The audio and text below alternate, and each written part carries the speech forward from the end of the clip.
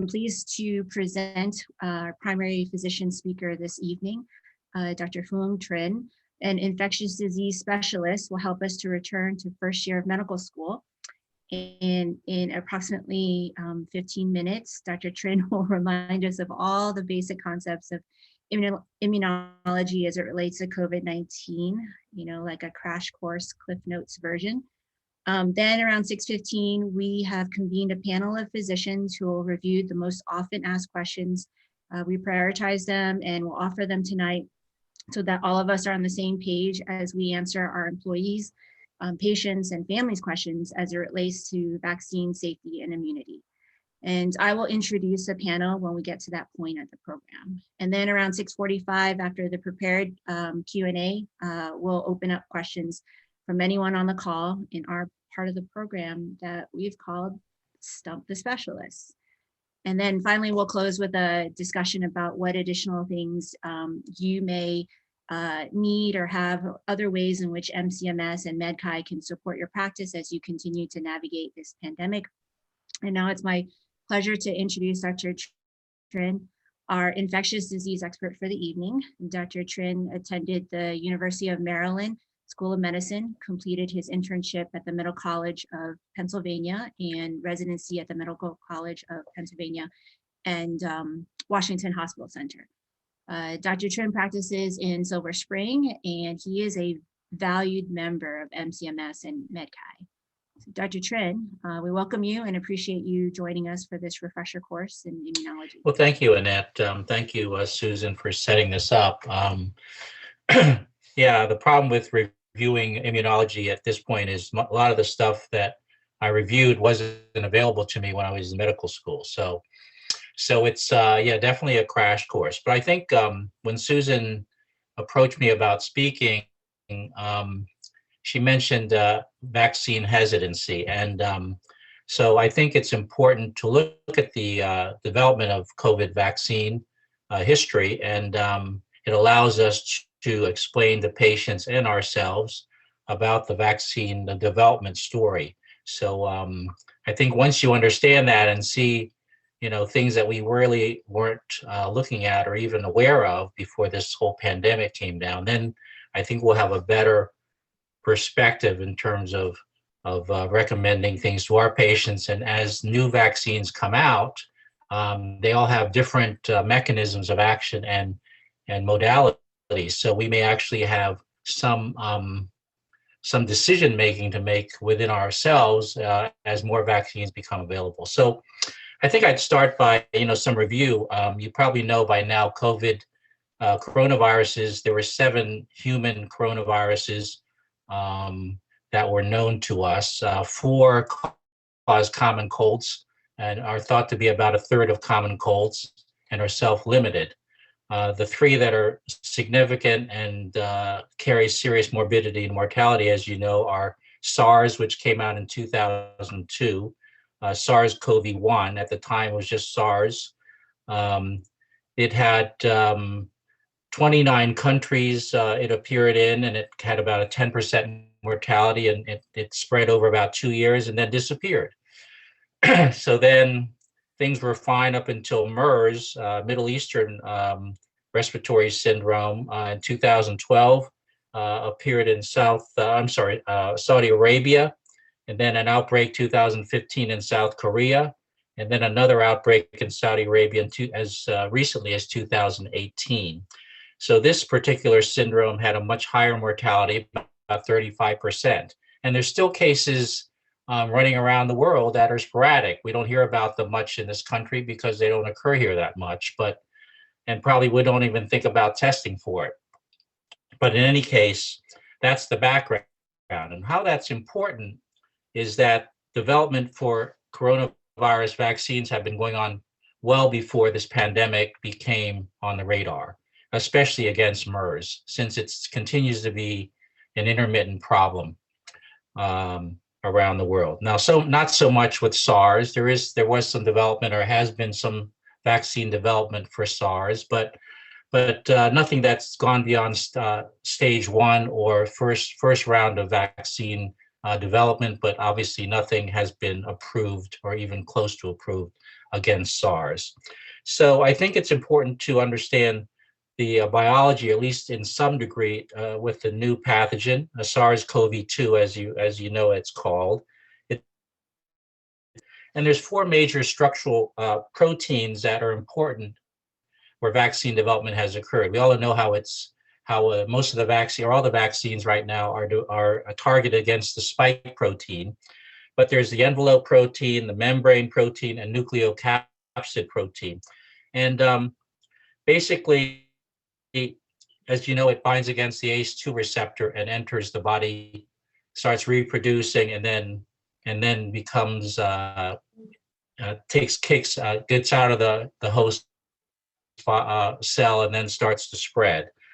So the vaccines that we have are developed against a spike protein because it's been shown in some of the other coronavirus vaccines that this helps produce neutralizing antibodies, which seem to be protective in other animal models, even before this whole thing came down. Now, what's interesting is that when the coronavirus came out in China in mid-December 2019, the Chinese and many other vaccine development folks around the world already had some data. As I said, they were working on a vaccine. So in terms of, they were able to discover that this coronavirus was relatively new. It was very similar to SARS, and therefore they could modify and get the genetic information, the differences around the world to scientists around the world. And when I read the Moderna vaccine, actually, they got the information by mid-January, about this time last year, and literally a month later, Moderna was getting a vaccine together and starting to test it and getting a trial started. So how that's important is that when we talk to patients, one of the things you hear from patients is, oh, this thing came out so fast, is it safe? And a lot of the other things which we may actually be thinking about. But in reality, this vaccine development has preceded this current pandemic. So it's important to understand that so that we can say that this is not something that just came out of a hat. This has been a development related to our science. So I think that that's important to understand. So I have a chart here about the different vaccine technologies. Because if you look at the list of vaccine companies that are in development right now, there's literally dozens, and they all have slightly different mechanisms of action. The two that are available now are the RNA vaccines, as you know, Moderna and Pfizer. But there's several others that are being close to being developed and released. As you know, there's a whole variety of different vaccine technologies, some of which we use commonly for years. For instance, whole inactivated virus vaccines have been approved, and they're common in typhoid, cholera, Hep A, plague, rabies, to name a few. And then they have live attenuated vaccines for our childhood vaccines, measles, mumps, polio, rotavirus, even yellow fever, rubella, varicella. One of the newest vaccines, Ebola virus vaccine, is a viral vector vaccine. And then there's a bunch of subunit vaccines, which we use in common practice against pertussis, flu, pneumovax, H-flu are the examples of that. But the RNA vaccines these are the first RNA vaccines, vaccines that are in this technology against anything. So if you were to look at the track record of RNA vaccines, this is new. So the two vaccines that we're using today in the US, these are new concepts. What's available, what's the advantage of the RNA vaccines is they're safe and well tolerated, and you can produce them in vast quantities. But they don't tend to have as much immunogenicity as far as some people have said. But again, this is a new technology, but at least so far the data looks good. So I think that's important to understand the history of the technology. That this is not a brand new concept. This is an evolving science which has led to the point where we have a vaccine within a year of when this whole thing kind of came down and became a problem. Now, the other thing we'll talk about briefly is that, as you know, the disease itself causes a humoral and basically both a humoral and T cell response. So some of the things we're thinking about how does that T cell response, the humoral response to the disease affect the patient, how that affects the immune system, and what antibodies we're measuring. And you hear a lot of talk about what do these antibodies do? Are we doing antibodies? Are we just testing by PCR? I'm not going to review all that, but basically, in terms of clinical practice, the reason for checking antibodies is many experts feel it's really not that helpful. I mean, the only time I'm checking it is for patients that have had COVID, and I'm interested to see if they have antibodies, and for the most part, they do.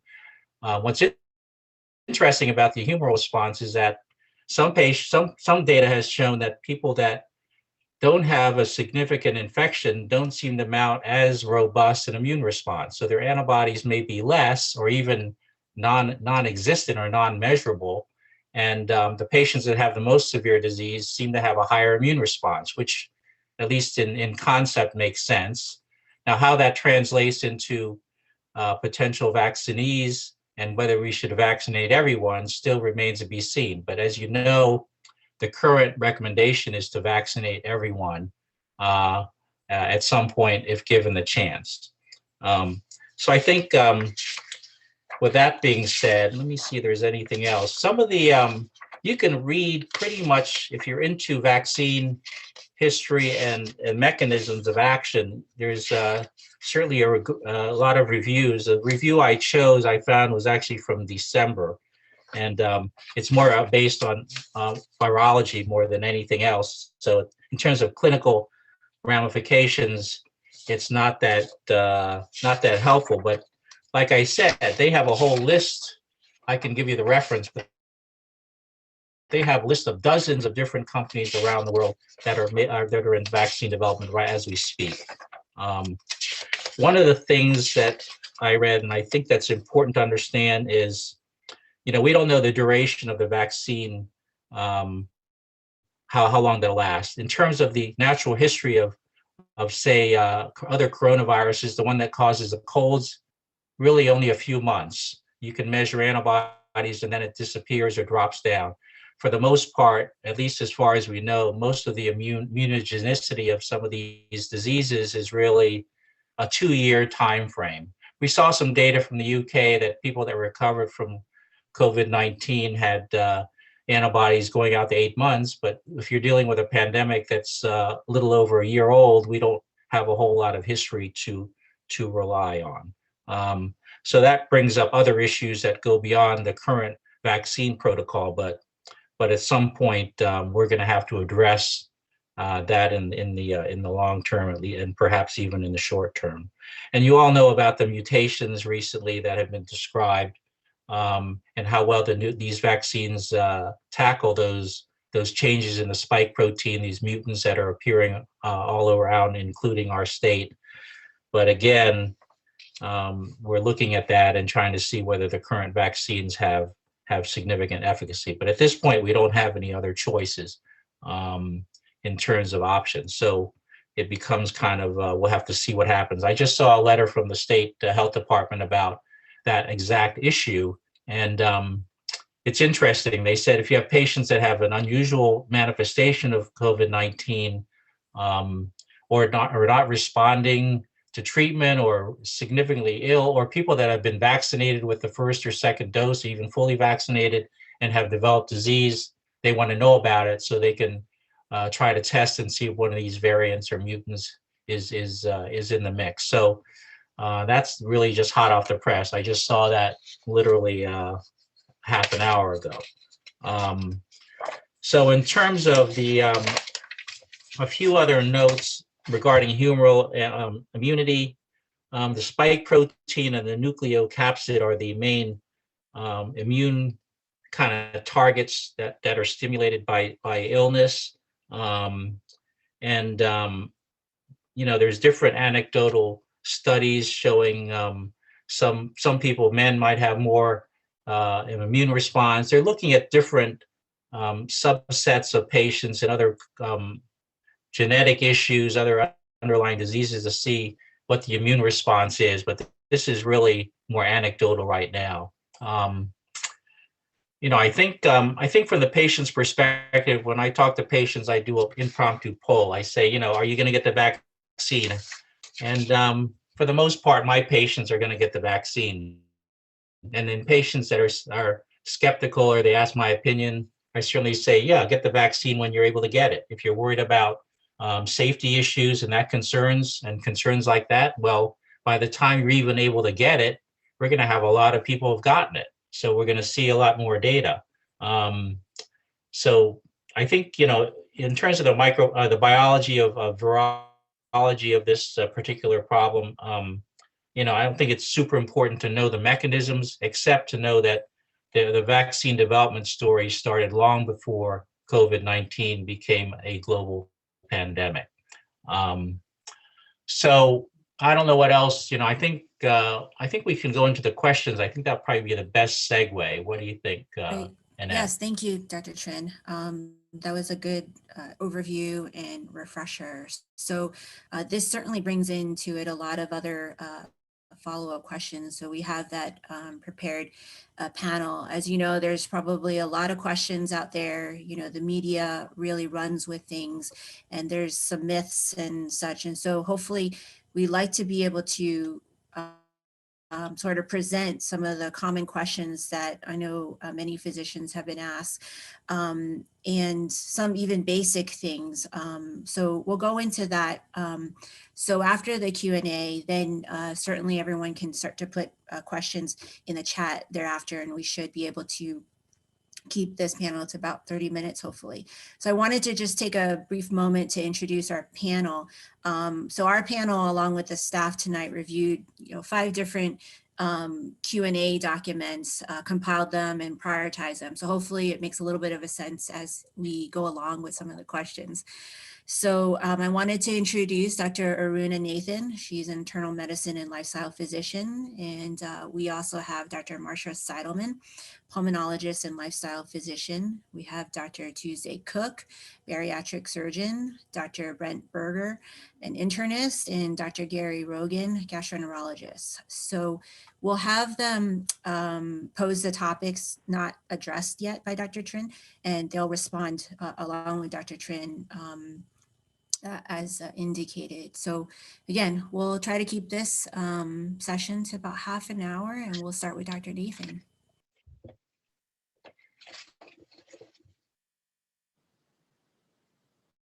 Thank you, Dr. Trinh. So one of the common questions we get now, because people are, getting their vaccines, is if they've had a COVID infection in the last few months.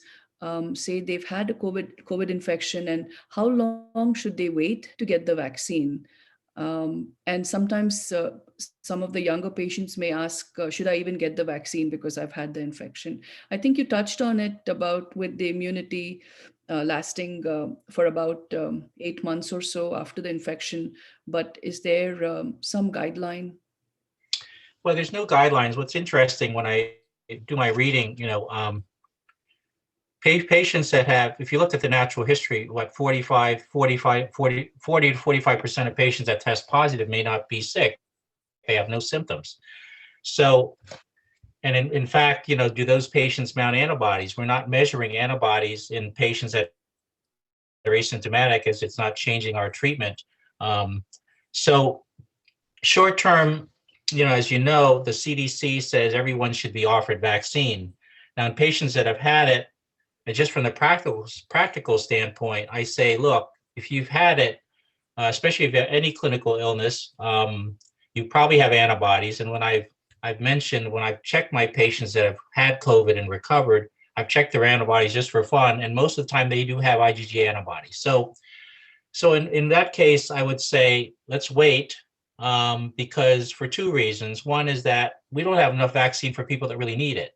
So I would say, look, let's give it to the people that really need it first, because they're at risk.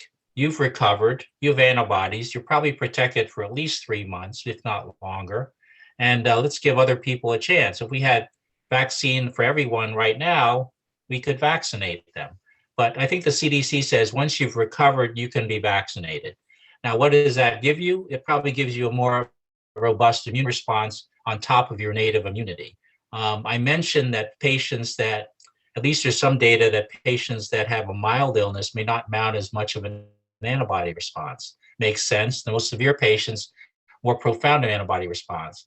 Now the question can be raised, well, are the sickest patients mounting a more robust immune response because that's part of the disease syndrome we know is the more severe, the more severe disease with the ramped up immune system, which we're treating with with steroids, dexamethasone and things of that nature to attenuate that immune response.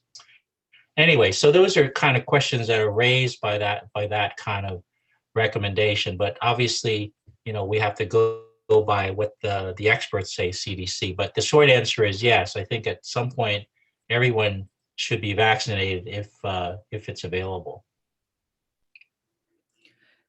Thank you, Dr. Trinh.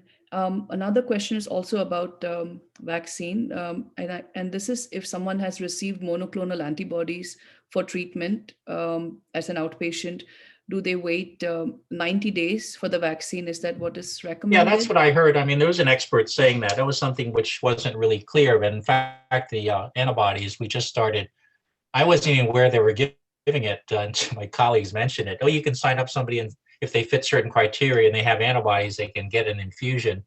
So I think people have said more on a theoretic basis, if you have received the antibodies, you should wait 3 months and let the antibodies clear out so that that vaccine might have a better chance of working. But I think that's a little bit more theory than obviously than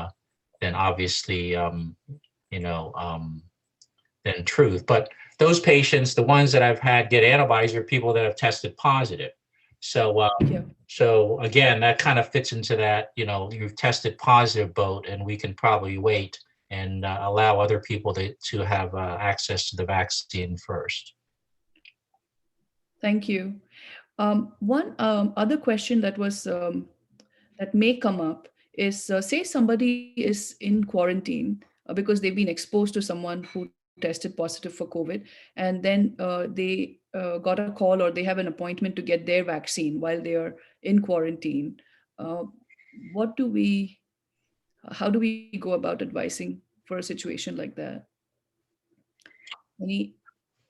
I personally would have them, if they're asymptomatic, I still would have them get vaccinated. I think one of the things that goes beyond the theory here is that, if you miss your chance, when are you going to get another chance? Which is kind of more of a practical kind of issue, not really for the scientific theory aspect. But, if you miss your chance, you may not be able to get one for months. We don't know what the availability is going to be. So I think in theory, if the CDC says if you've recovered from COVID and you still can get the vaccine, to me that even applies to perhaps either if you want to say worst case scenario, pre-infection or incubation, whether that would help even prevent infection at that point, in theory might exist. As you probably have heard, the people that got the vaccine, the first dose, they started getting some immunity within a couple weeks.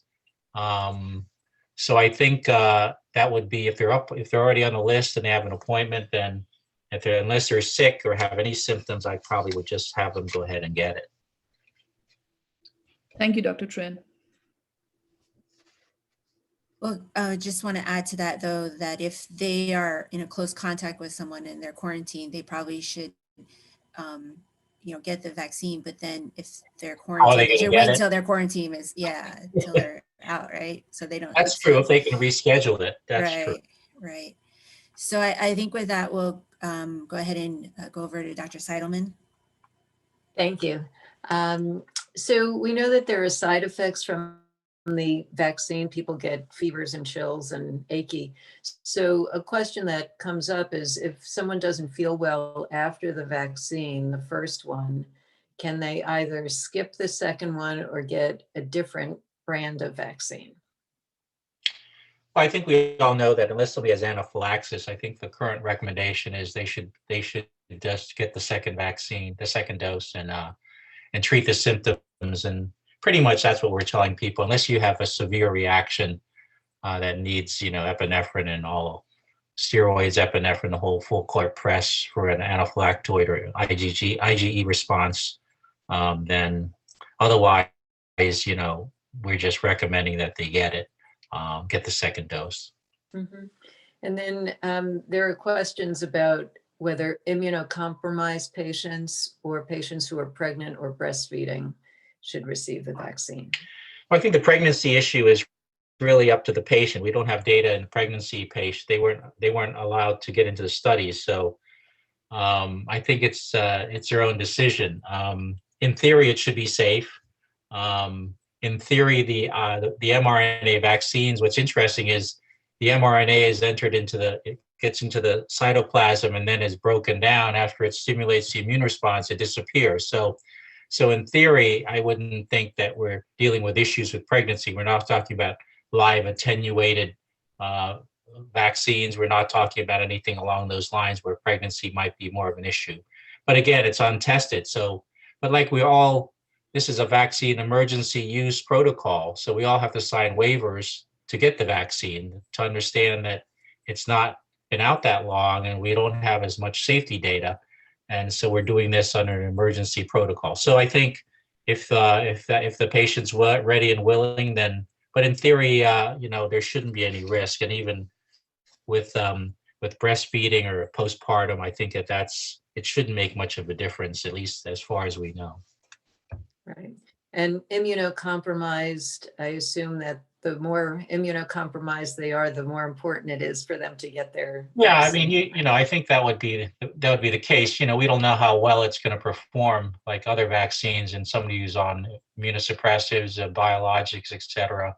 But at least at this point, given the safety looks good, then I can't think of any reason why they shouldn't. My patients, we have a lot of HIV patients, and that's the main question they ask. But at least most of our patients, vast majority, are doing quite well. And in terms of that subset of patients, we haven't seen worsening or worse outcomes in the HIV population with COVID-19. So that's pretty much what I tell them. Mm-hmm. Thank you. Mm-hmm. With that, turn it over to Dr. Cook.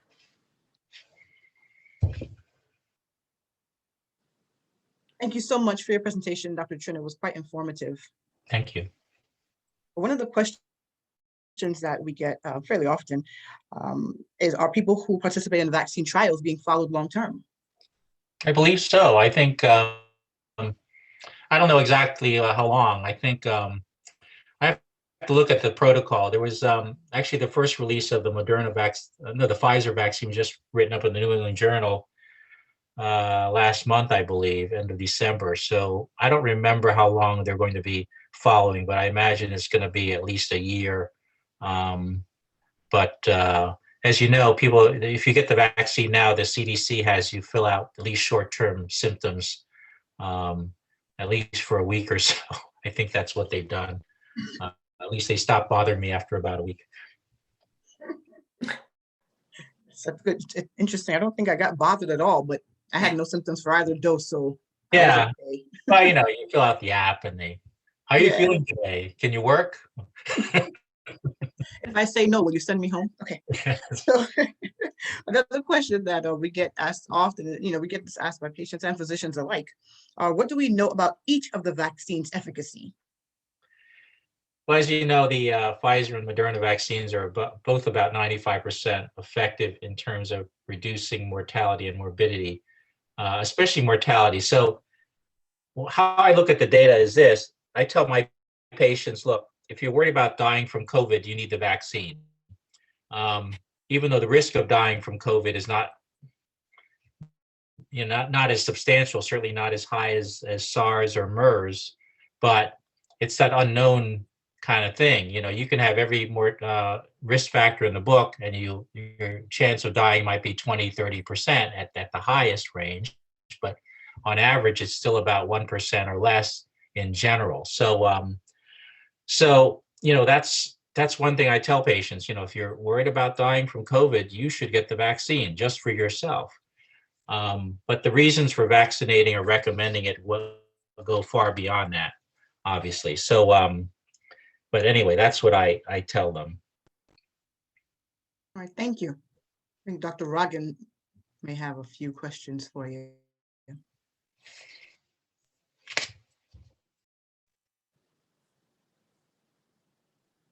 Gary, you got on the phone, right? He'll unmute himself Can you now. hear me now? Yeah. Yeah. We got you. Okay. Can you hear me? Yes. Yeah, good. Thank you, Phuong. Appreciate your contributions. So I've been given a couple of questions, and some of these are, I think, relevant to what has already been said, but we'll try to fill in the blanks on this. So one of the questions is, how safe is this vaccine? When your patient asks you, what are you going to say, and what things are really important? And I think, we have to say that no vaccine is 100% safe. We know that, but this is a pretty safe entity compared to a lot of the other things we use. The problem is that rare events will appear in the news media, and this will tend to amplify the attention to this and worry disproportionate to the actual risk. And I think one of our tasks will be to put these rather uncommon events into perspective. So, news media loves to highlight anything that will sell papers and sell news. And so I worry about that a little bit. These vaccines are considered reactogenic, meaning they will cause some side effects in most people who receive them, reflective of the immune response that they generate. And it's been said that perhaps we should think of this vaccine as similar to the side effects of shingles, of Shingrix, as opposed to influenza. Phuong, what do you think about that? That in that sort of category, that it's idiosyncratic, but you can get some significant side effects in some people. Yeah, one of the things about the mRNA vaccines, which I read about, it's kind of theory, and I don't want to dissuade anybody from not being vaccinated, but there was some question about an immune response. And since these vaccines are a new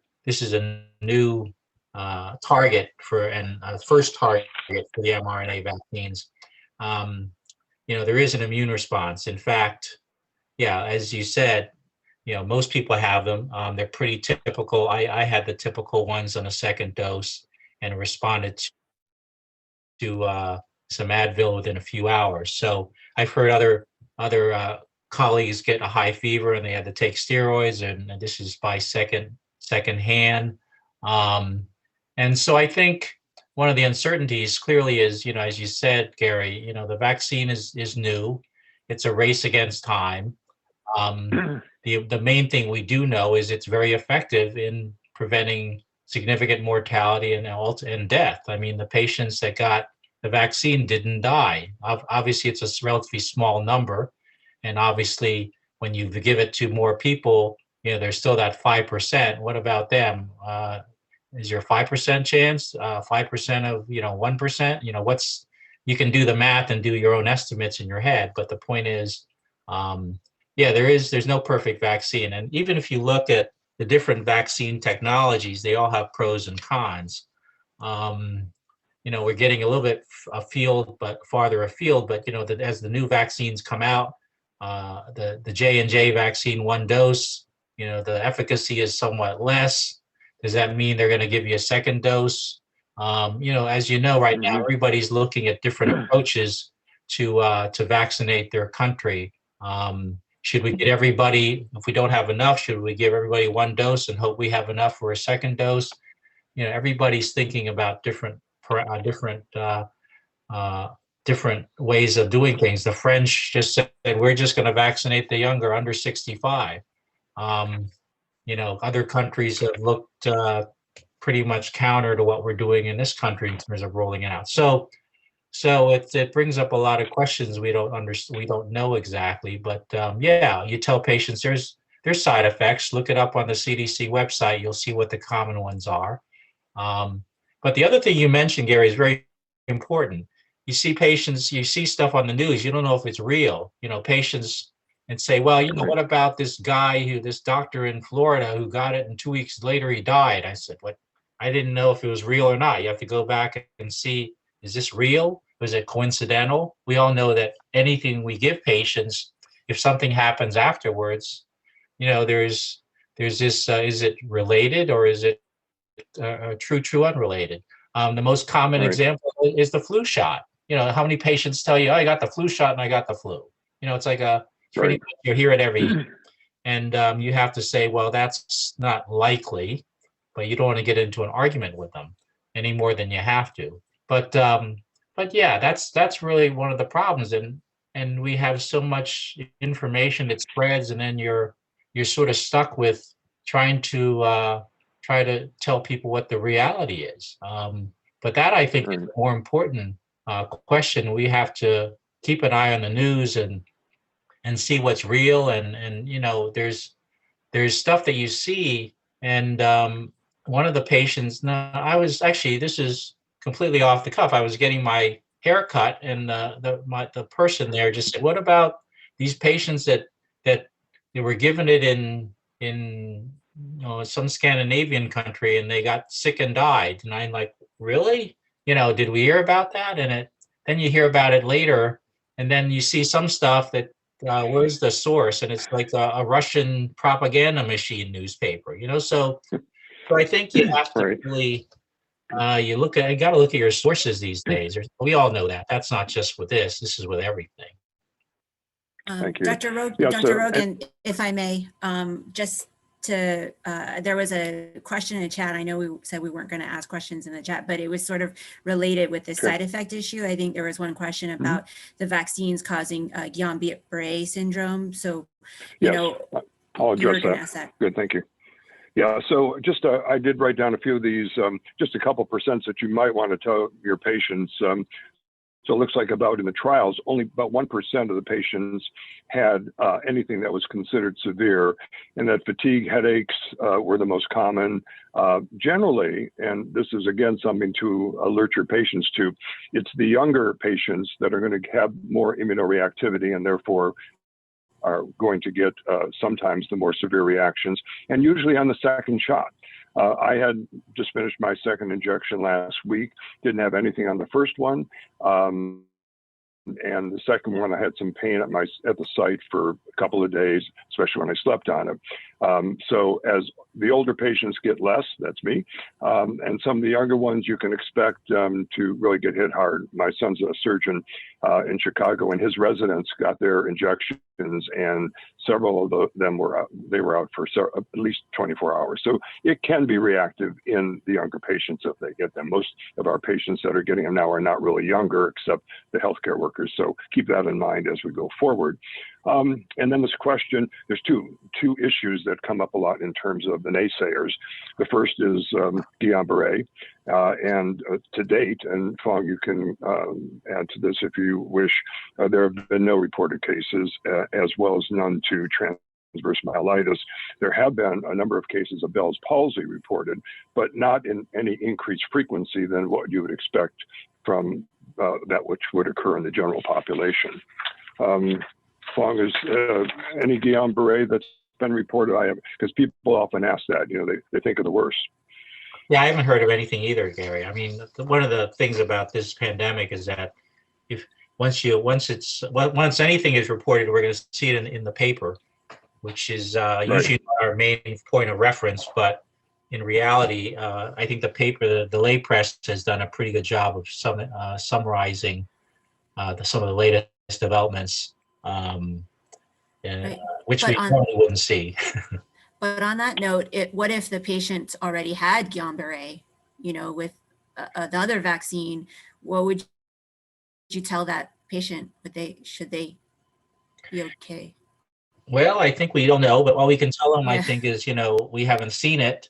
That's one of the reasons not to get the flu shot. Every time you come in and get the flu shot, they ask that, and if you've had it, I probably would say, you have to take it at your own risk. But I think, at least as Gary said, we haven't seen it. So can it happen?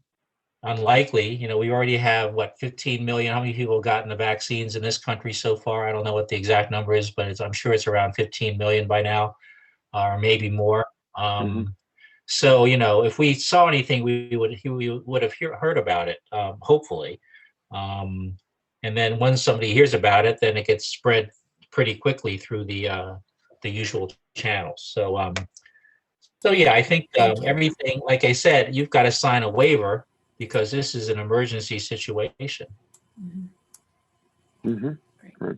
So there was a question, some comments about, so what about these severe anaphylactic reactions that have been intermittently presented, mostly coming out of the United Kingdom rather than the United States? And it appears, Phuong, you can comment on this as well, that the current leading suspect for these reactions is polyethylene glycol, the PEG solution, and that may be an issue, and that certainly if you're allergic to PEG, then you should not take this vaccine, these particular That was vaccines. they're using the AstraZeneca over there, right, Gary? Yeah, that's right. That's for AstraZeneca.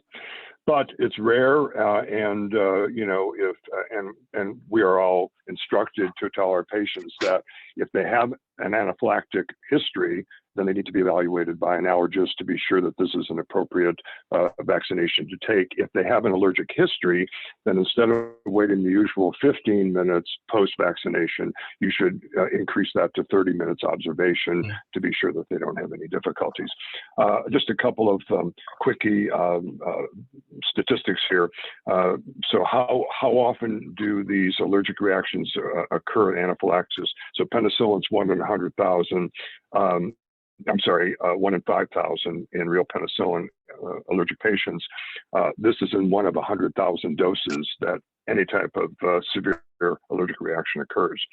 Quickly, there was a question of how does the vaccine affect the evaluation of patient and diagnostic testing for COVID-19. So as I think you heard that the vaccines will not influence the PCR or the rapid antigen test that you might be given to a patient.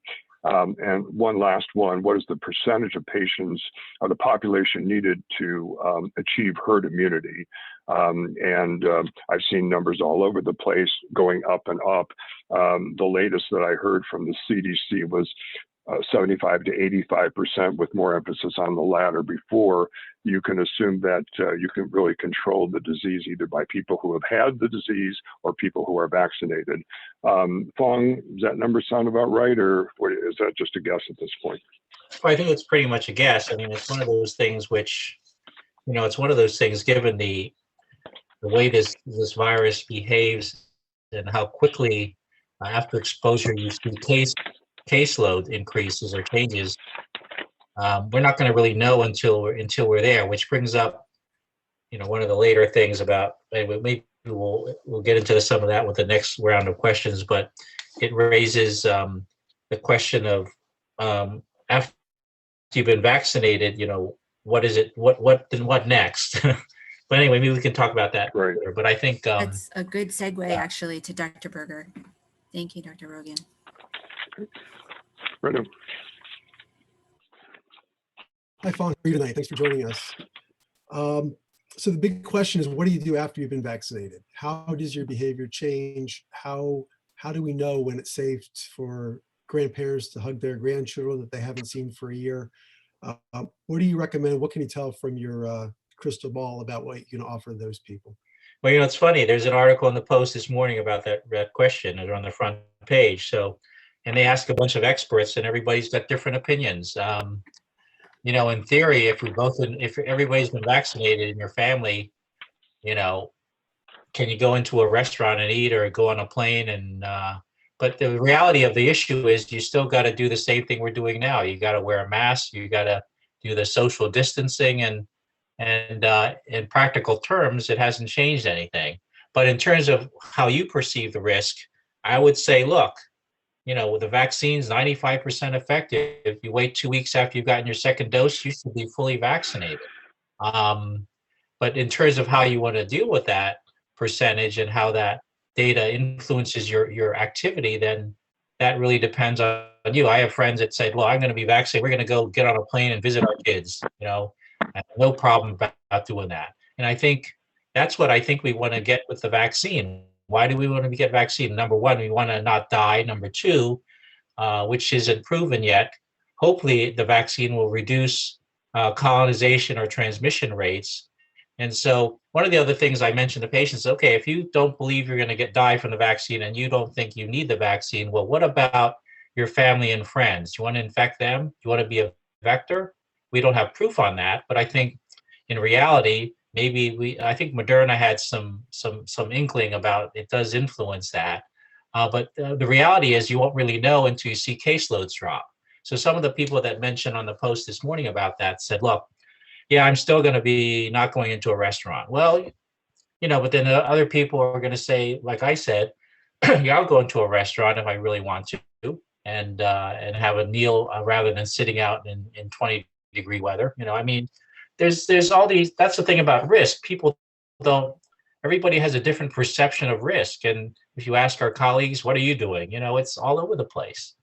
And there's no right or wrong answer right now. But anyway, I think how it's going to change things in the short term is not going to do anything until we have a significant drop in cases and what's around us. At least right now, I saw the Maryland studies, the numbers today, and the percent positives are below 5% again. So at least the second wave is going down around here. And so that's encouraging. But we're not really going to know until the caseloads at where you live and where you want to go are apparent.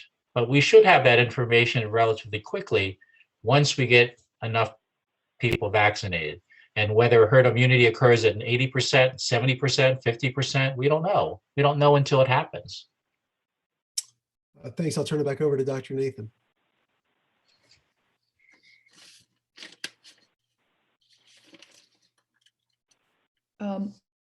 Back to the symptoms from the vaccine, we do often get asked about pre-medication in terms of acetaminophen and Motrin. And there have been some mild conflicting opinions about this as well. So I just would like to hear from you in terms of Tylenol or Motrin before the vaccine, or maybe if they have symptoms after. Well, I don't think anybody recommends taking something pre-vaccination. I think it's only after the fact you want to treat symptoms. So yeah, I don't think anybody should take anything prophylactically anticipating a problem. The reactions we're seeing are relatively manageable, and at least in my experience, they're manageable with over-the-counter antipyretics and anti-inflammatories. So I wouldn't recommend anybody take anything prophylactically. Now, whether it interferes with the vaccine efficacy, nobody knows. It wasn't studied that way. So, but in theory, probably not. But it's not something anyone would recommend right now. Thank you. And then the other question is, say if they were to get an appointment for their vaccine before 21 days or before 28 days for their second shot, should they take that appointment or wait until they get it closer to like after 21 days or after 28 days? I think in the trials there was a window. It wasn't exactly 21 days. For instance, I got my second Pfizer at 19 days, and there's a window that they'll allow you to get it. The question that's raised with that is, beyond the 21 to 28 days, what's the lag time if we don't have enough vaccine for everyone, especially for a second dose? And that's obviously the CDC is not making any plans not to give people outside of those windows. But in theory, a second booster probably can be effective beyond the study time frame, but we're not recommending that. But at least when you talk to some virologists and vaccine experts, they don't see any reason from the immune standpoint why it shouldn't be effective if you go beyond the second dose time window. But obviously we're trying to adhere to that as best we can. Thank you. I think we'll move on to Dr. Seidelman. Thank you. So along the same lines, people with chronic illnesses like COPD and all, if they have their chronic symptoms, we know that they should go get the vaccine. But what if a patient is acutely ill, either with COVID type symptoms or just other illness between the first and second doses, should delay that dose, if they're sick at the time of the second. Well, it depends on whether they're sick from, you think they got infected between the first and second dose. So if they're negative, Marcia, they're PCR negative. Mhm. Yeah, I mean, this is theoretical, but yeah. Well, It- I guess it depends on how sick they are and whether they can actually be someplace they can be vaccinated. If you're in the hospital, I think it's going to be hard to get it, and or they have surgery or whatever the reason they're not able to get the second dose from illness. I don't think we know. I think, like I said, if it has to be delayed, I think the best thing you can do is wait for them to recover and then try to get that second dose, whether it's outside the window or not. We might have to do the best we can, but I think there's no real data there. I think if they don't have, the only thing is, there's some when you read some of the immune response issues with these vaccines and the disease itself, can it make the disease worse? There is some anecdotal, or at least some in theory, potential that some of the vaccines could make the disease worse, but they haven't really found that. So as vaccines roll out, and if somebody does get infected between the first and second dose or test positive, we'll have to look at that. But I think it's just it's not really unknown right now. Mhm. Okay. All right. I'll pass it over to Dr. Cook. Thank you. Your answers are so very extensive and well thought out that I almost have not much to ask you. But I will ask you about some questions that we get from people who then get vaccinated. And you mentioned people want to go out and live their lives and travel and have a free-for-all, just get back to what they knew as normal prior to COVID-19. And so that's really their aim and their focus on getting vaccinated. But some people want to know, when are they considered immune? Once they get vaccinated, when? After the first dose, after the second dose, are they fully immune? How much immunity do they have? Is it safe to do what they're trying to get vaccinated for? So when are they considered? Well, I think the Moderna or the vaccines, the first dose gives you partial immunity within a couple weeks. So I think most people would say once you got the 2 doses after about a couple weeks, you should be pretty much immunized. So that's really the question. And the other question, what's interesting is people that have recovered from COVID, they kind of, well before the vaccines came out, people would say, well, I recovered. Am I immune? Yeah, I have some partial immunity. Can I go out and do what I want? The answer is, well, we really don't know. You probably could, but nobody's recommending it. So you kind of put into a hard place right now. So in terms of even travel, you want to go travel, you want to see your kids, it's probably safe. You're gonna have to wear a mask everywhere anyway. It doesn't really change anything in the short term. But I think the main thing is it's going to give you that comfort level. So if you're like a doom and gloom person that has washed everything coming in the house and done everything probably well beyond what we need, but if it makes you happy, then and you're still here, then great. But I think like I said, in the short term, we consider somebody vaccinated. There's no antibody test or say, oh yeah, the vaccine worked and you can you're free to, like somebody said, it's not a get out of jail card. It's really just the efficacy. We know it's 95% efficacious and it should sharply reduce your chance of having a severe illness from this if you do encounter it. So that's all we can tell people right now. Right, but they can still be carriers. Is the well, part that we that's want to the make sure question we don't know yet. I have to go back and look. I think, yeah, there's the reference from the New England Journal that Carissa put up. So I have to go back and see how when they gave the vaccine or in the trial, did they screen people by PCR every so often just to see if they're carriers? Since there's such a high, asymptomatic carrier state, I think they they swab people after they receive whatever they receive, and then they were able to determine. I think that's where there's some of the data they might have preliminarily says maybe it reduces carriage because the people that ultimately got the vaccine didn't show up positive as much. But I have to go back and look how often they did that and that kind of thing. But yeah, that's the $1 million question. But I think it probably would. Now, in theory, does it make sense? I don't know. If you think of the vaccine just blocking attachment of the virus to the ACE receptor and therefore not getting in to do its damage, then that would argue that, okay, you can test positive but not get sick, and the vaccine hasn't really fixed that. But that's theory. I mean, we've heard about some cases in the Capitol. I think a congressperson got the first dose, and then after that, what happened on the inauguration day, somebody tested positive. Now, this is just what we hear in the news.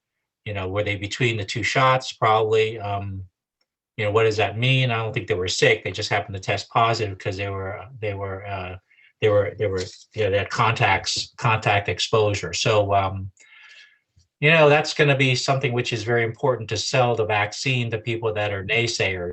I think it goes beyond just for yourself. It goes into your family and friends, and then on a global perspective, approaching or achieving herd immunity so that we can get back to some sense of normalcy faster. So earlier you mentioned that, just for kicks and giggles, you might check the antibody levels in some of the patients that have had COVID-19 when they come to see you, and very often you'll find IgG. And I know just now you mentioned that you don't really check antibodies after someone has had the vaccine. So, with the antibodies lasting between 2 and 4 months after COVID-19 infection, are the antibodies after the first and second dose expected to last? How long are they expected to last? I'm not so sure that the vaccine, we're not supposed to monitor IgG levels after vaccination. I'm not so sure that the vaccines are supposed to cause an immune response in somebody that hasn't been infected. It's against a spike protein, but on the other hand, the immune response that we measure is a variety of different things. And so I think some of the different, I'd have to look and see how the specific IgG antibody test, what's it targeting? Is it targeting nucleopeptide? Which part of the virus is it measuring antibodies against? Some of them might be measuring against a spike protein, which the vaccine obviously would cause an immune response against and hopefully a positive result. So, but I don't think anybody knows about or recommends doing an IgG antibody to see if your vaccine worked, because I don't think it's specific for that yet. That may change, but I'm not aware of anybody recommending that as a test of immunity. So how long does immunity last then? Well, like I said, at least in the natural history of coronaviruses, MERS and SARS, it seems to wane, maybe up to 2 years. At least in the UK, they had some people recover from COVID and had immunity, or at least IgG response 8 months later. We all see cases of, well, we not all see, but we heard of cases of reinfection. Are those the mild cases, which didn't mount much of an antibody response, and they got re-exposed and then mounted an antibody response? There's so many different permutations and observations now that it's difficult to make recommendations across the board. Right, and now we have the variants as well, right? Mm-hmm. And how good is the test? How sensitive is the test? We've had patients test the PCR negative, but they clinically had COVID. They developed antibodies. They say they had COVID. Just by the time they started to swab in their nose and came in, it was gone, or at least on that day they had a test. The test was gone. So you do have to go out with your clinical suspicion and treat the patient accordingly. But yeah, I think the current testing after vaccination, there's no recommendation for that now. Thank you. Mm-hmm. I'll pass it over to Dr. Rogan.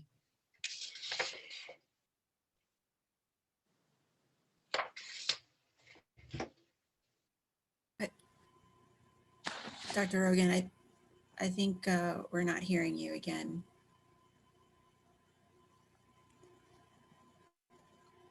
but we have just a little bit of some time left. Maybe I can ask a question while Dr. Rogan is getting online here. One of the questions, Dr. Trinh, was some plastic surgical literature saying that cosmetic procedures shouldn't be done soon after the vaccine, as it may cause a reaction at the injection site. Are there any thoughts on possible mechanism or cause? I've never heard of that, so I can't answer it. So in terms of like a Botox injection or something, or?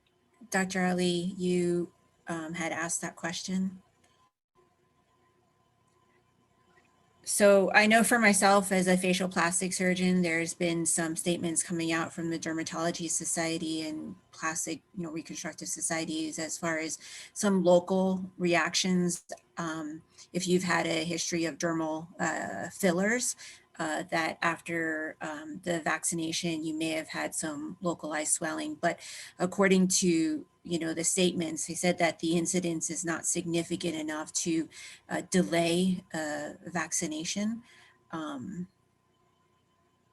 Dr. Schreiber is saying here the 3 cases of patients with fillers having local reactions, but I'm not sure if Dr. Ali was alluding to having cosmetic surgery versus a procedure. Yeah, I think, sorry, I was talking about cosmetic procedures.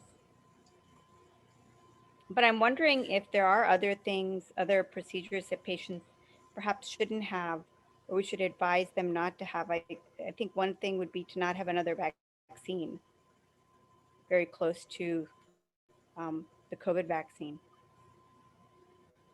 But I'm not sure exactly the time frame. Yeah, I don't think anybody knows. I think we'd have to rely on CDC if anybody else has reported that. Dr. Ali, are you referring to, for instance, if you've gotten the flu vaccine recently, how long should you wait before you get the COVID vaccine, for example? Or if you've had the COVID vaccine, how long you should wait to get, a Shingrix zoster, zoster booster, shingles booster, any of those vaccines. So it sounds like we're getting into the Stump the specialist here.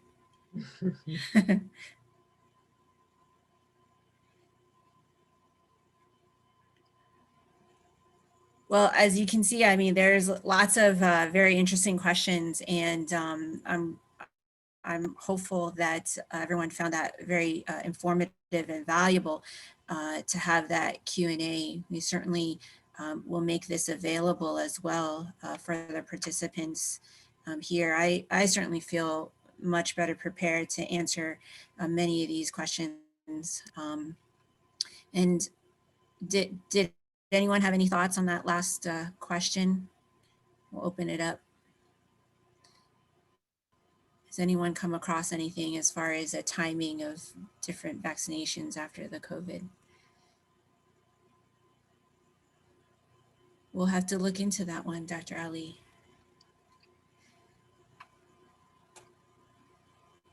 I'm just reading some of the questions online here, and I think we've gotten to all of the questions.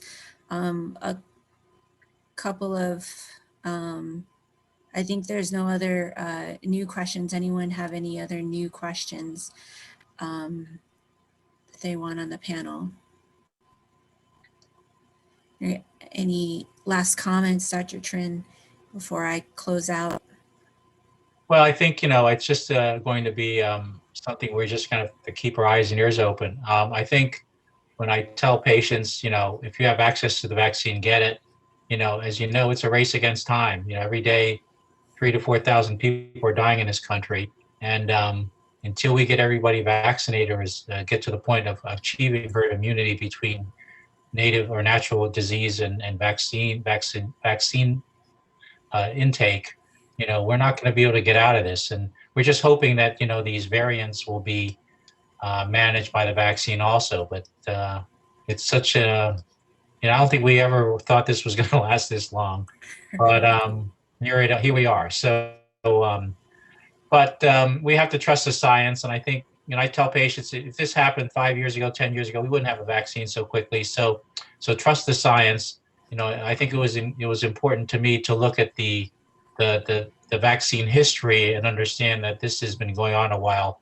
And that's why we were able to pivot and do what we've done so quickly. And like I said, there's literally dozens of companies around the world in vaccine development, pretty much against the same targets, but different different mechanisms or different vector adjuvants and vectors, et cetera. So yeah, trust the science, and hopefully we'll be there as soon as we can get this done. And in terms of, people that are concerned, I mean, I understand, we're all concerned about vaccine safety, but at least by the time people can get the vaccine, given that such a shortage right now, we're going to have a lot of safety data. And at least so far, it looks pretty great. So everybody, we saw 95%. We're like, holy, you know what? This is much better. This is about as good as any vaccines we have. So, Absolutely. let's look at the bright side here. Right. And so with that, I wanted to say thank you again to everyone for joining us tonight for this valuable educational session.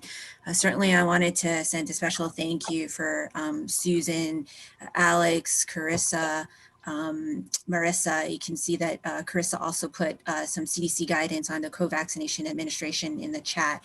I think we can all agree, certainly trusting the science is important. If we don't know the answer to the question, don't make it up. We'll try to figure that out together and figure out the science and what's evidence-based. As you know, since mid-March, MCMS has offered many different educational programs. And I feel like this is just the beginning, even with the vaccine talks.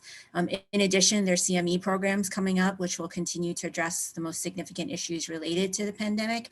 So I just wanted to throw out a quick, question to y'all.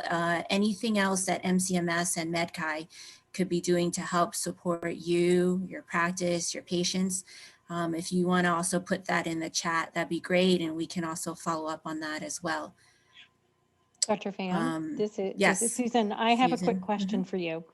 So of those, we have 24 participants on the call. Some of those, of course, are staff.